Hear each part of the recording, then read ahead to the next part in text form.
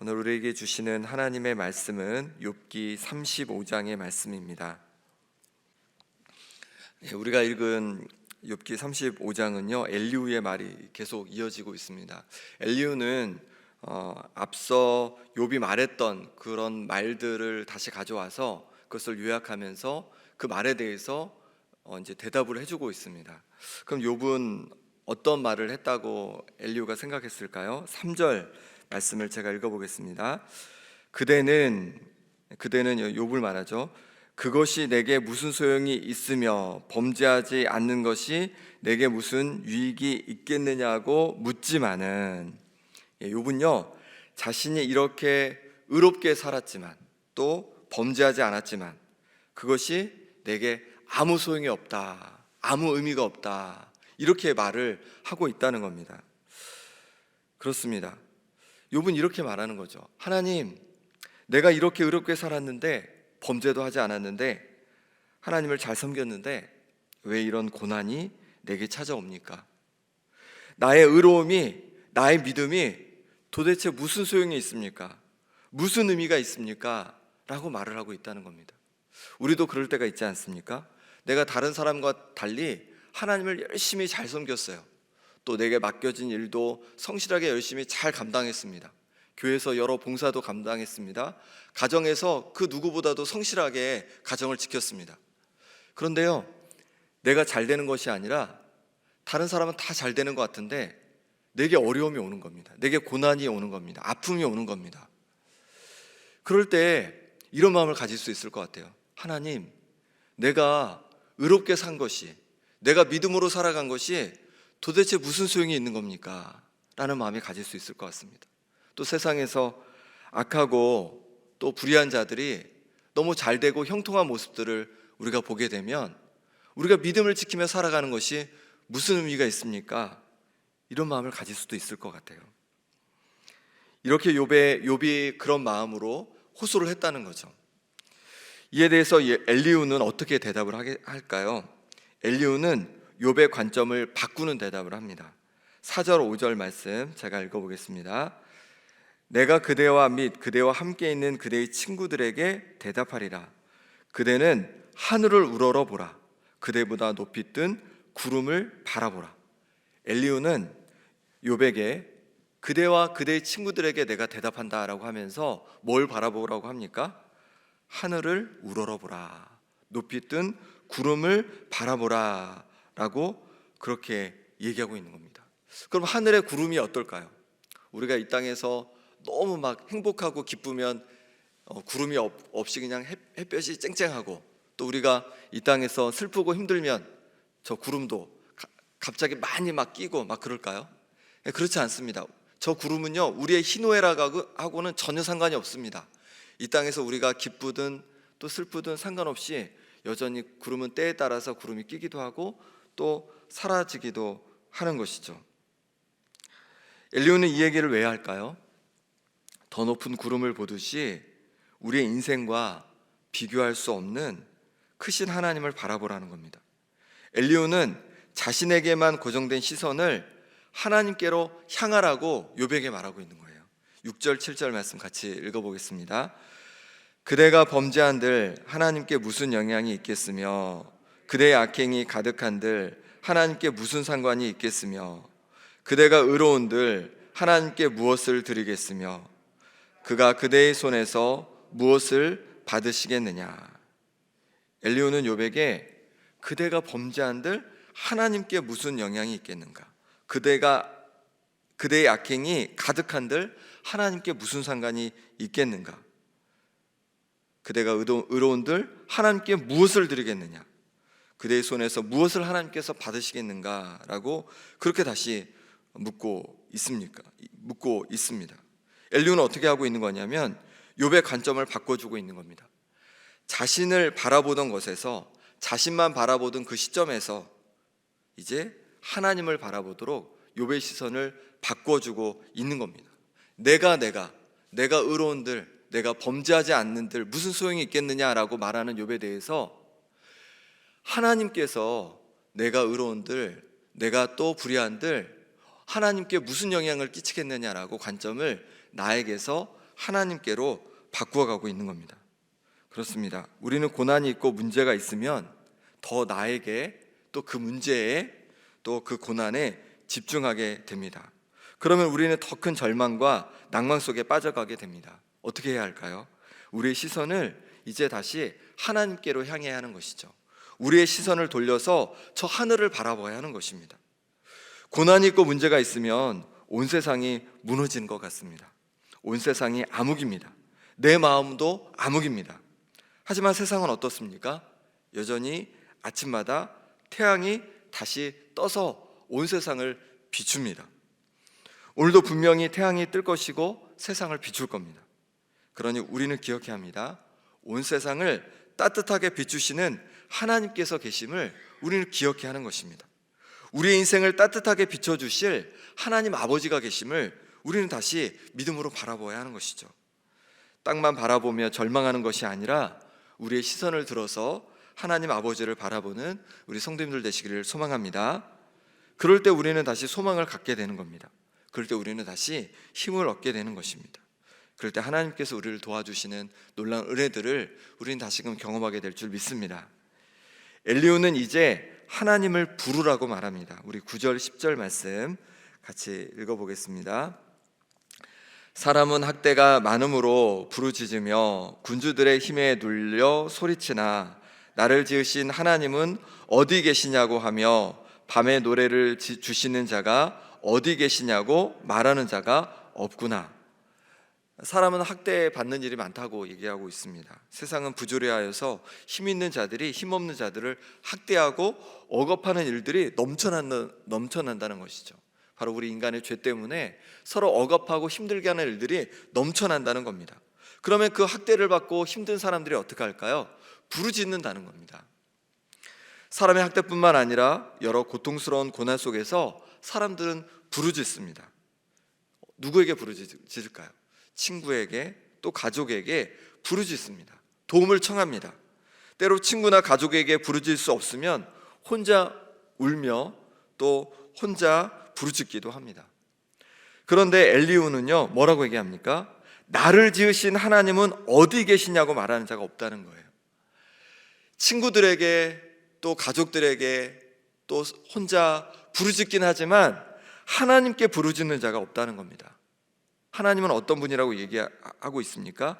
밤에 노래를 주시는 자라고 얘기하고 있습니다. 밤에 노래를 주시는 자를 향하여 부르짖는 자가 없다고 얘기하고 있는 겁니다. 우리를 지으신 하나님을 향하여 부르짖는 자가 없다고 하는 것입니다. 인생의 밤에 하나님께서는 우리에게 노래를 주시는 분이십니다. 인생의 그 깊은 어둠 속에서 살아갈 때 하나님께서 다시 우리에게 소망을 주시는 분이십니다. 그런데 그 하나님께 정말 부르짖고 하나님을 찾는 자가 없다는 것입니다. 부르짖는다는 것이 뭘까요? 단지 그냥 큰 소리로 그냥 외친다라는 뜻이 아닐 겁니다. 부르짖는다는 것은 간절히 내 마음을 다 담아서 나 힘들고 어려운 그 마음을 다 담아서 하나님께 기도하는 것이 부르짖는 기도인 것이죠. 내가 조용히 기도하더라도 내 마음을 다 담아서 내 힘듦을 아픔을 다 담아서 기도한다면 그것이 부르짖는 기도인 것이죠.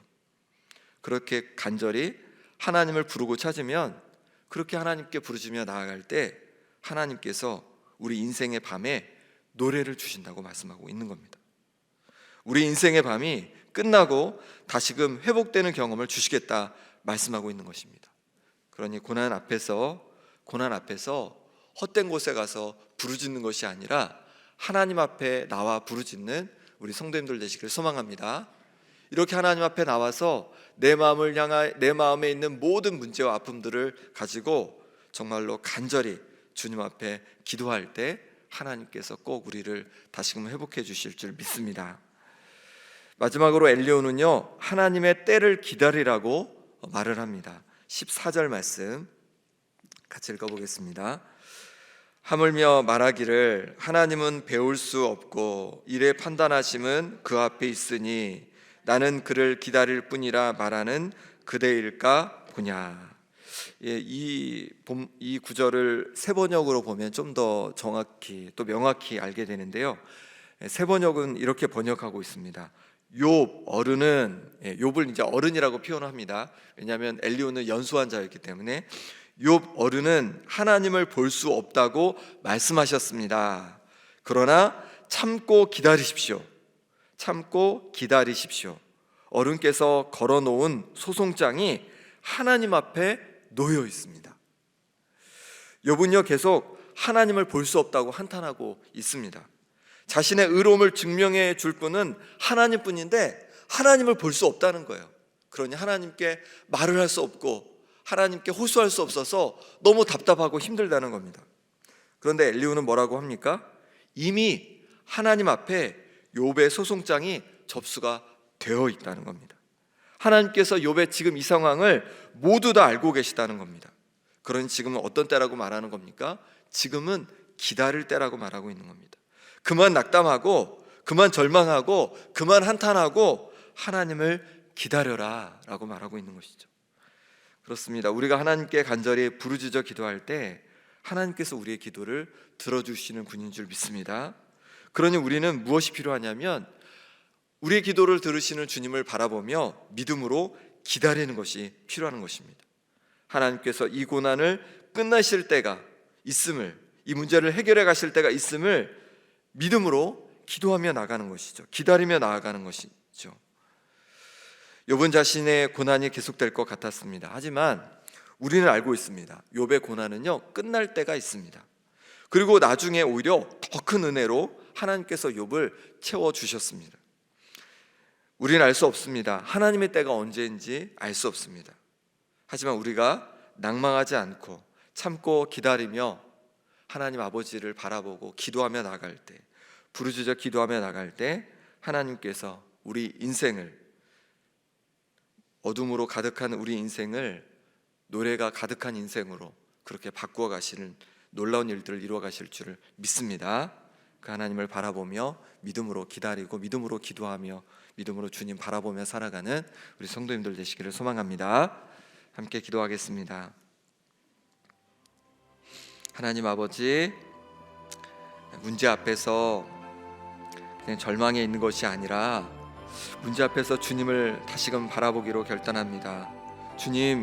주님을 바라보며 나아가오니 믿음으로 승리하는 내 삶이 되게 하여 주옵소서. 끝까지 믿음으로 승리하는 인생 되게 하여 주옵소서. 함께 기도하시고 또 내일 있을 일리로 투게더, 우리가 함께 오랫동안 기도해 왔는데 내일 드디어 일리로 투게더 체육대회가 진행됩니다. 그 시간이 기쁨의 예배요 기쁨의 잔치가 되게 하여 주옵소서라고 함께 기도해 주시고 또 우리 중동 땅과 우크라이나 땅 가운데 평안을 부어주시도록 함께 기도하겠습니다. 하나님 아버지, 주님 이 시간에 기도하며 나갑니다. 하나님 주께서 붙잡아 주셔서 문제 앞에 또 고난 앞에 아버지는 우리 눈이 가있던 이 시선이 다시 하늘을 바라보고 하나님 바라보며 다시 승리하는 인생으로 바뀌어가기를 원합니다. 하나님 아버지, 우리 속에 믿음을 더하여 주옵소서. 우리를 사랑하시고 우리를 지켜보고 계시고 우리와 함께 하시는 하나님 아버지를 믿음으로 바라보게 하여 주시옵소서. 그래서 절망에 빠져있는 인생이 아니라 믿음으로 승리하는 인생 되게 하여 주시옵소서. 아버지 하나님, 낭망하고 절망 속에 빠져있지 않게 도와주시고 믿음으로 부르짖어 기도할 때마다 하나님께서 아버지 하나님 우리의 심령을 바꾸어 주시고 우리의 가정을 바꾸어 주시고 문제를 해결해 주시고 하나님 놀랍게 변화시켜 가시는 은혜를 경험하고 맛보게 하여 주시옵소서.